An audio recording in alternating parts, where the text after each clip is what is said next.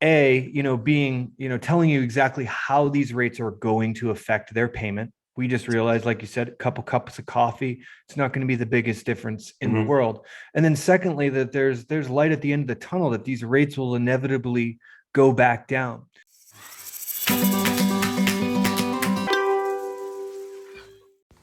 Hey y'all, Katie here with Team Evo AZ at eXp Realty.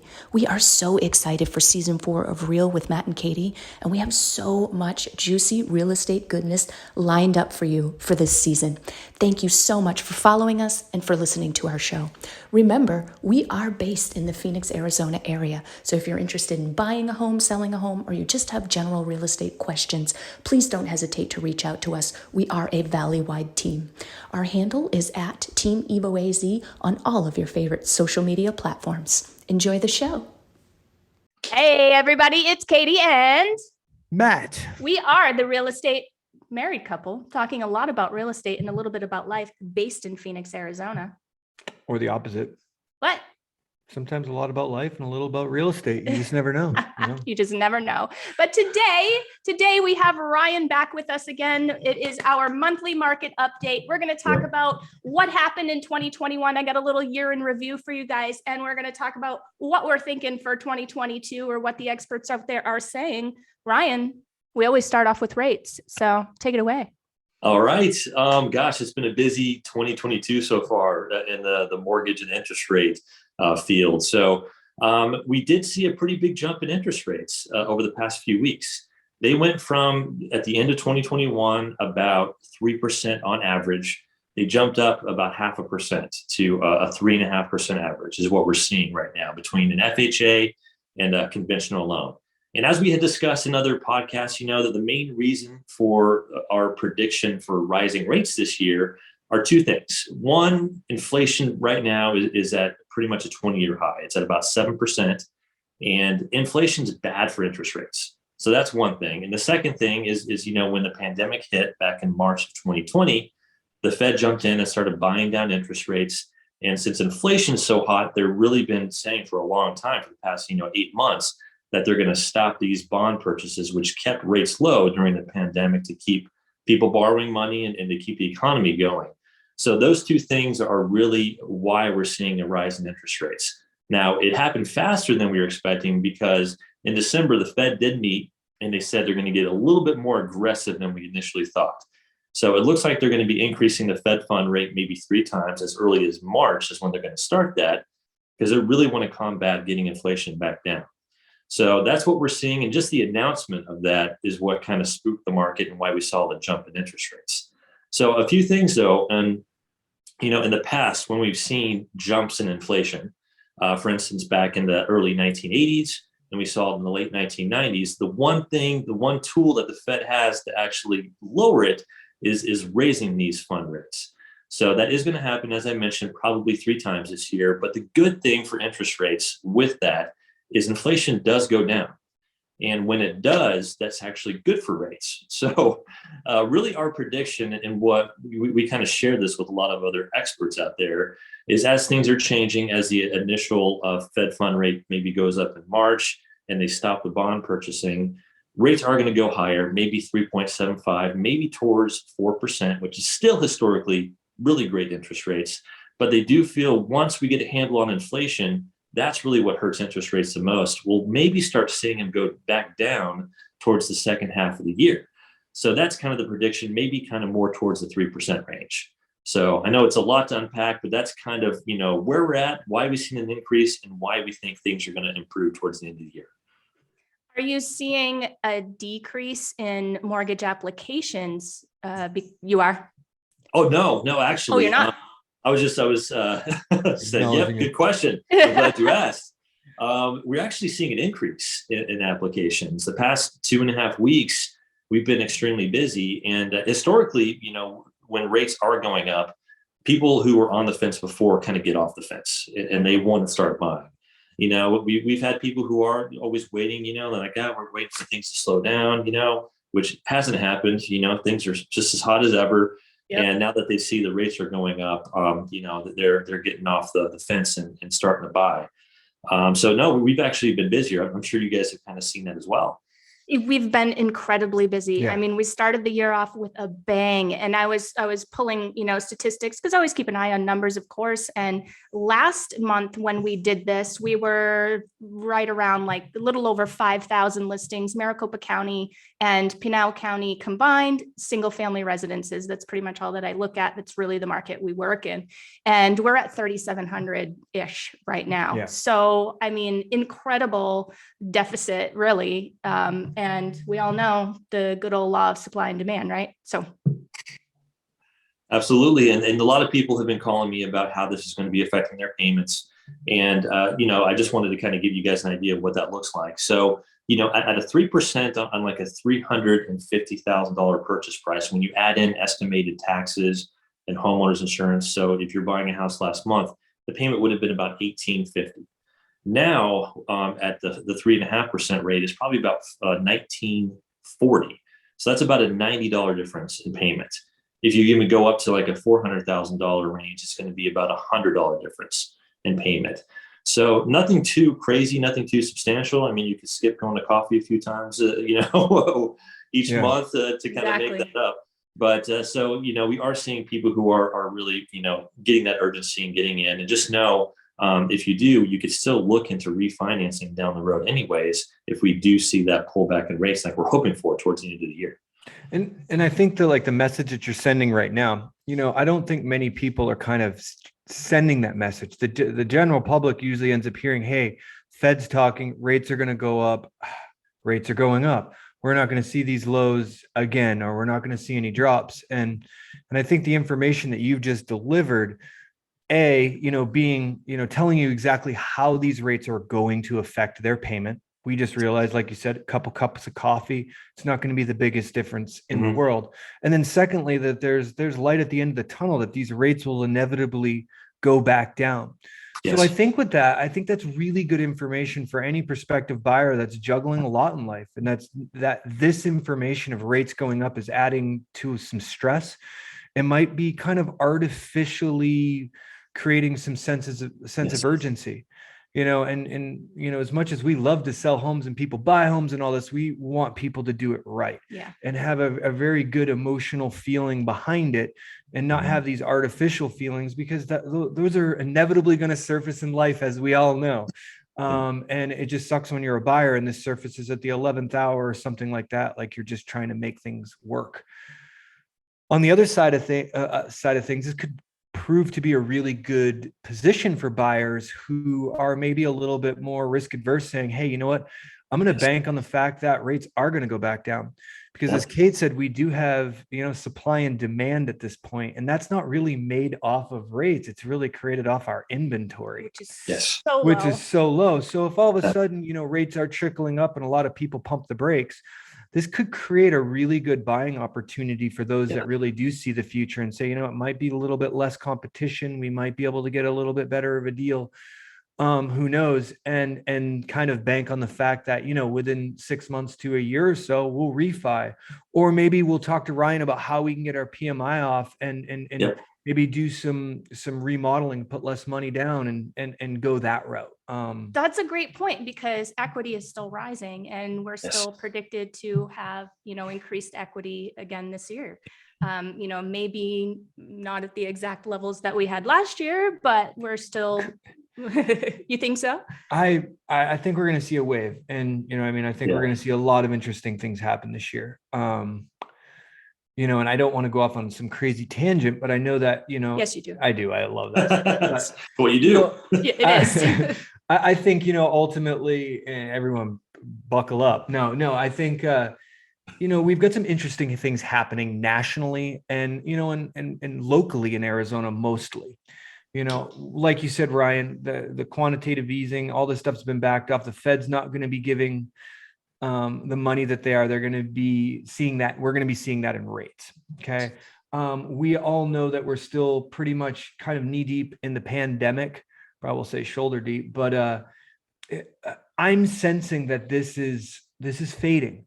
It's really strange not strange, but I'm seeing a lot of news publications that I've looked at over the last 2 years since 2020. Everything they had in little subcategories as far as sicknesses goes was all related to COVID. I'm starting to see talk about other things, which is interesting. I think everything that we're seeing from the scientific community and whatever you want to say from what's happening with Omni and all this, it's kind of like this. It seems like things are fading. There's going to be a shift. It's a political year. You know, I mean, this is midterms. This is very, very important. So I think there's going to be a lot of new ingredients that are going to be thrown into this mix in 2022, and with that will be opportunity. You know, call me crazy, but I almost feel like we need to be distracted from COVID as, you know, as a general public. We're, especially America, you know, we're easily distracted. And, you know, you throw it on the news and that's what we're focusing on. We forget about last week's tragedies quite quickly and conveniently. And it just seems like everything we hear being muddled in the background with Taiwan and Ukraine. I'm almost willing to bet that post-Olympics, we do all of a sudden see some new tension come up, and a lot of focus from COVID is going to be taken away, and it's going to be on this new force that's happening outside. Not sure how markets are going to respond, but I think it's really good. I think it's really good. And I think it's about time we take our eyes off of COVID and, you know, and I think it's going to be really good for the economy in general. Well, reeling him back in from the tangent,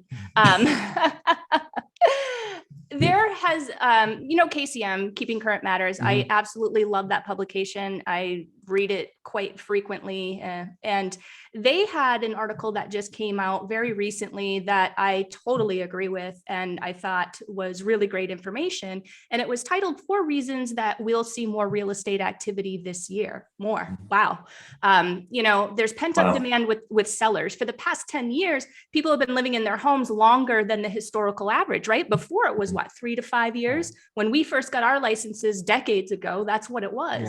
And so that has changed and has increased. And it says since 2010, the average tenure in a home has been about 10 years, but we are seeing that shift back now, which I think is pretty interesting. Also, homeowners are sitting on record levels of equity, which we know there's, I was looking the other day and there's maybe like 700 active foreclosures in all of the MLS right now, or all of the Valley pretty much. And I mean, think about the millions of homes that we have, right? Yeah. And there's only 700 active foreclosures.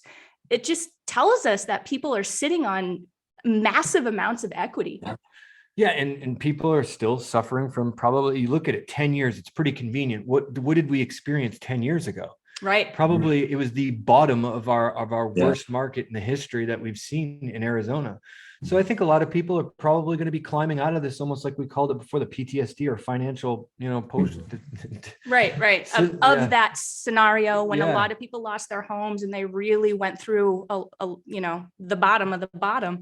I totally agree with that. So that's changing. Also, homes have taken on a new meaning. I mean, we spent a good, pretty much 2 years cooped up in our homes, you know, for the most part. And, you know, just like Matt and I, we did the same thing. We moved into a home that had a bit more amenities, a bit more features that we're used to getting outside of the home. Now we can get inside of the home, just in case that ever happens again, or, you know, we are finding ourselves spending more time at home than we ever used to. Oh, absolutely. And I think it's our generation mostly too. We're all growing up and we're realizing like life has changed. You know, we kind of go from this existential life of going out partying, doing a lot of stuff to, you know, we had that chapter change very quickly for us with COVID. Like, hey, it's about family, business, life at home. And I think a lot of people are in that same situation and they're looking at their home going, you know what, let's invest some more money and time into this little pod in this section of life. And now after 2 years, I think a lot of people are saying, we like this, like, we really like this. And I think it's smart. And you know, they're looking for the home gym. They're looking for the home office or even multiple home offices with people kind of, you know, some have never gone back to work. I have some friends and some clients that tell me I'm going to be remote forever. I used to go into the office day in and day out. And now that we went remote, our company has restructured our positions and we're always remote now. And so the last one that was on that particular, and this is a great one, and that was on that article, is it is now officially less expensive to buy than rent. Let's talk about it, guys. Wow. Right? I mean, you're seeing that, aren't you? I am seeing that definitely with the amount that rents have risen, even with our appreciation here in Arizona. I think the final tally was 25.9% last year. Yeah. But rents were even outpacing that, which is crazy to believe. And kind of echoing what you were saying also about the amount of equity that people have in their homes. Home equity lines of credits are getting very popular again because of that. I figured I'd throw that in there because people want to do upgrades. They want to tap into the equity. They might not want to touch their initial rate because they refinanced while rates were low. So I just wanted to throw that in there. That's becoming more popular now too, because people want to tap in and upgrade their house since they're spending more and more time there. 100%. Actually, I just had this conversation with somebody that I know this morning. She's wanting to add on an additional living space and an additional room on a bedroom onto her home. She lives in, I think it's like a 1,200 square foot home. And she's finding out, because home means something different now, she's finding that she needs that additional space for her family to make her home more comfortable. And she purchased her home years ago. And she's like, I can't give up this ridiculously low payment that I have. And all my friends are paying like double what I'm paying for the same house.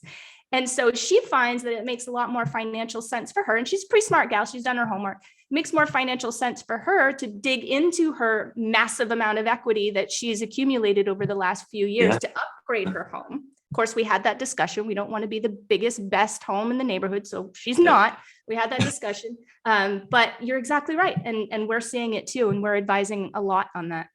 Yeah. And we don't want to discourage, of course, people who are looking to buy. As you said, rents are at highs right now. And even though we saw such appreciation last year, it's looking like that's going to continue. I think Goldman Sachs and Zillow are estimating a 14% appreciation. In Arizona, we might not see that high because we've seen such high levels for the past 2 years. It's hard to keep that up, obviously. Yeah. So from what I'm reading, from predictions from like the Cromford Report and people I really trust, they're thinking we're going to be back more to a normal appreciation level of maybe 6 to 7%, which would be a nice relief for buyers, obviously. But, Arizona is such a unique market because last year, I think we were third in terms of incoming people moving to Arizona behind Florida and Texas. And, I think there's over 80,000 new jobs that were created here too. Biotech, semiconductors, we got great industries here that are really growing. Plus we got the millennial generation, they're turning 35, 36, 37 now. And they're buying homes, even if it's not their first home, that's a time where they want to settle down. They're building their families, obviously. And so that's the biggest generation that we've ever seen that's wanting to buy homes. So the demand is coming in Arizona, and we just don't have the supply there. So that does, equate to home appreciation. So don't rent, get in while, before they increase another 7 to 8%. Because we're not going to see that correction that some people are afraid of with the numbers that we're seeing right now. Totally true. I was talking to a few folks that unfortunately aren't in a position to buy right now and they need to rent. And they were telling me, you know what, Katie, I cannot find a 2-bedroom apartment under $1,500. Yeah. A 2-bedroom apartment.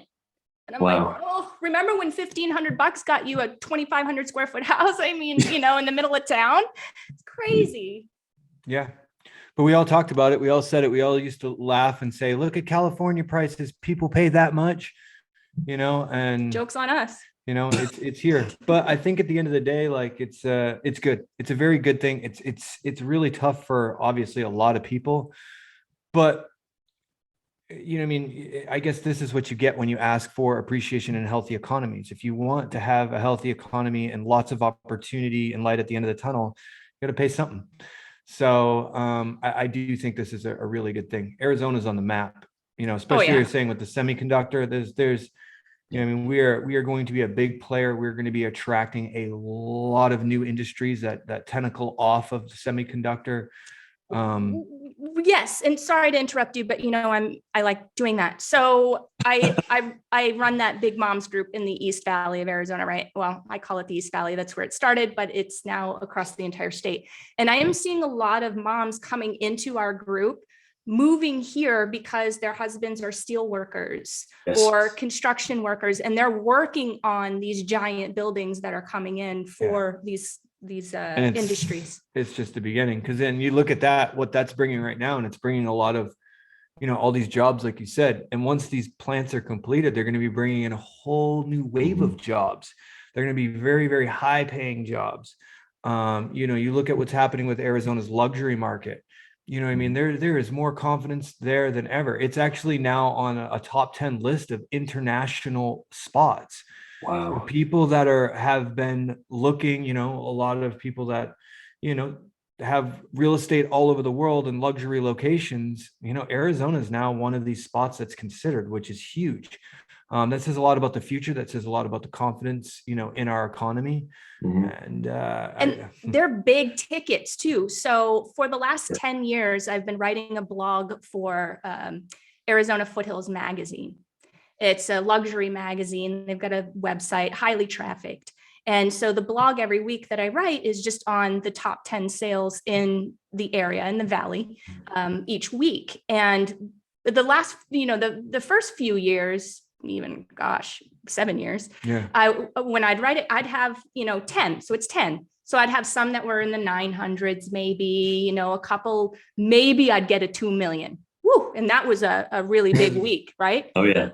For the last 2 years, I've not seen anything under 2 million, and in fact, I'm seeing it close to, and even once or twice in the double digits. So like the 10 millions. Yeah, So there's a lot of good things, and as we just got to be realistic. If people are spending that much money on that level, that's a good thing. That's a really good, so.